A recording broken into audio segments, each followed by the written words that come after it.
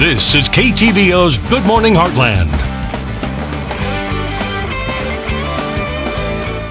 Welcome back. This morning we're learning some safety tips to keep in mind when getting on an ATV. We have Cody Gashweiler from Action Cycles here this morning to tell us more about those tips. How are you doing today? Doing great. How are you doing? I'm doing great. So the weather's getting a lot more nicer outside. That means a lot of people will be out on their ATVs or maybe interested in buying one. So the first question I have, what should we look for when we're buying an ATV and actually making this sort of purchase?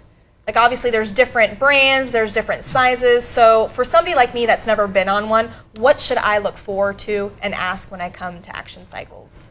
Well, any four-wheeler you buy, you need to make sure that it's not a type four-wheeler that a service department won't work on or can't get parts for. Having a parts house in the United States for a brand is a major deal. Different things you want to look for is, how experienced of a rider are you? Do you want an automatic or do you want something with a clutch? Do you want a utility model? Do you want a sport model? And you need to determine what style of riding you're going to be doing. So what's the difference between a utility model and a sports model? Like, do you use those for different things or just the body type? Like, tell us about that. Well, a utility model would have like racks on it where you could put whatever you want to put on it. A lot of people use them for hunting or something like that. Hunting or farming or anything like that. This would be a sport model. It doesn't have any racks on it. You can tell it's kind of. This is actually unique to the sport market. It's a four-wheel drive sport model. So it can be used for. Well, you can go in a lot more mud, things like that. Okay. A lot more challenging terrain with four-wheel drive as opposed to a two-wheel drive. All right. Now let's talk about the sizes and the horsepower. So obviously they have different power behind them. So talk about those. That's another thing that you'd want to consider. If you're not a very experienced rider, you probably don't want to start off on the fastest machine in the building. So you need to take. You can tell a lot of times they'll say on them like this is a 450. There'll be different sizes from.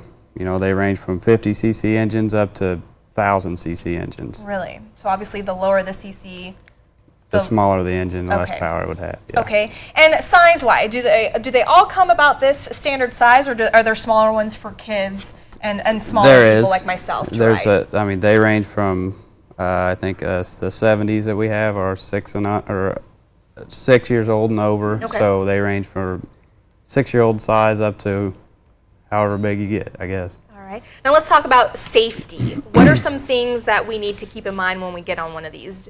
Are we required by law to wear a helmet, or is it just recommended? It's recommended to wear a helmet on any ATV. Okay. It's only helping you. It's not going to hurt anybody. You should wear probably some gloves, boots when you're riding. Just anything like that would help in the event that you were to crash. Right. So no open-toed shoes is what you're not recommending, right? No, I wouldn't recommend that at all. Okay. Now I see sometimes there's two people on one of these. Is that allowed, or are there specific ATVs for more than one person, or are they all meant for one person only? Well, they make a few. There's a few out there that are made for dual riders, but for the most part, they're made for one single rider. Okay. All right. Do you have anything else you'd like to add? No, not really. Okay, so you are located just outside of Kirksville, the north of town. What we'll do is we'll post everything on our website at heartlandconnection.com. Thank you so much, Cody, for coming on. And we'll be right back.